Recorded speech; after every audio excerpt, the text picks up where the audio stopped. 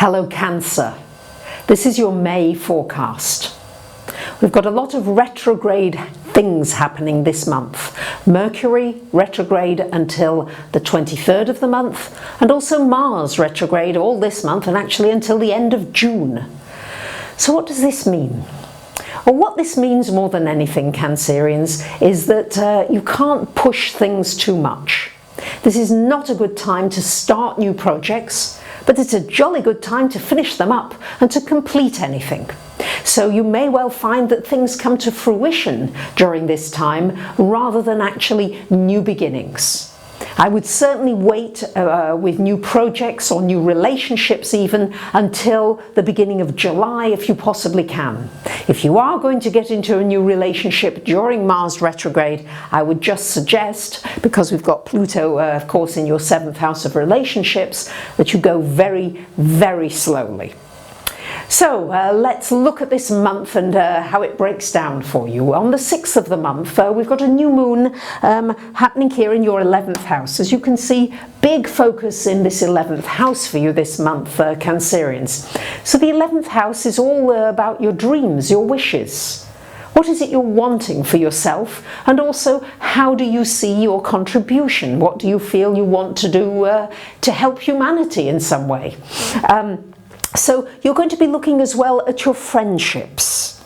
Some friends may come and other ones may go. You've got Mercury retrograde in there. You might be reflecting on some of your friendships and saying, well, yes, maybe there are things that you want to change within particular relationships.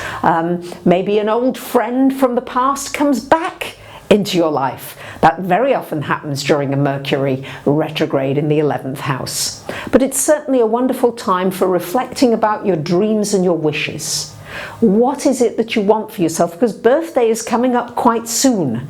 So it's a little bit about reflecting on the past year and really looking forward to seeing what it is you want to create that is new because of this new moon in that 11th house for you on the 6th of the month. This could bring a new friendship to you. It could bring an opportunity for you to connect with people in a much wider circle. In fact, you might meet up with people who really feel like they're your tribe, people that you really resonate with, people that you really vibrate with. You feel as though you're on that same frequency. This is wonderful for that, so you might do some social networking, connecting on the internet, and really find the most wonderful group of people that really just inspires you and you feel excited about. And you might even do business with them.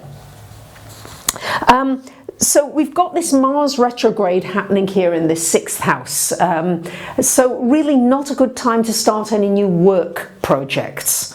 And if you're doing anything connected with your health, this might be a good time for somehow putting a little more energy into something. Yes, maybe saying, all right, I'm going to try something and do a little bit more at it, but not to push it. It's tremendously important to take rests, to take breaks in between tasks. I don't know about you, but I do have a tendency to keep going. And I forget to stop. But you know, when I do stop and I take 5 minutes out between a task, I'm so much more productive. I get so much more done in much shorter space of time. So you may really wish to do that because this is going to give you an opportunity with Mars and Saturn together to look at the way you use your time. Are you running around like a headless chicken, spreading yourself in too many directions? Are you too narrowly focused?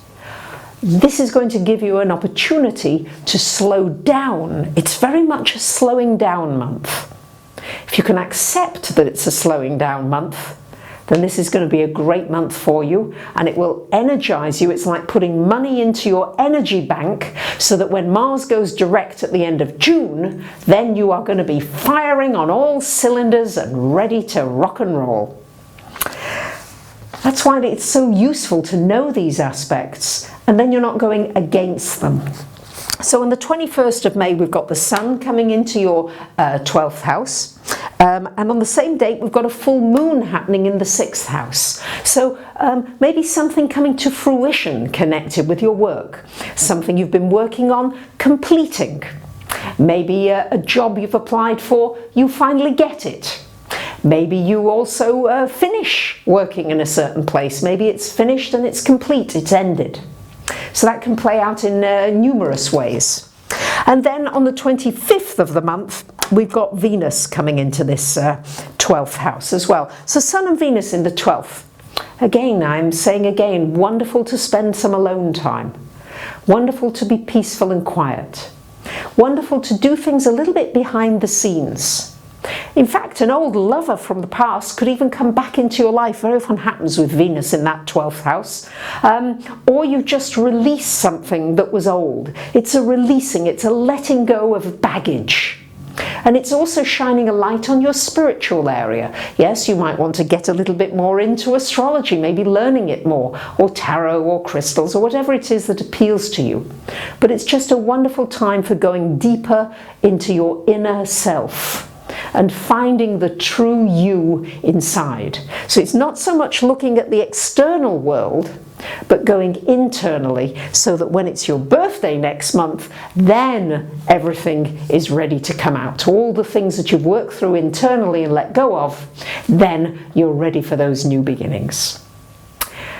So there you have it. I wish you a wonderful month, lovely Cancerians. Thank you very much for commenting, sharing and subscribing.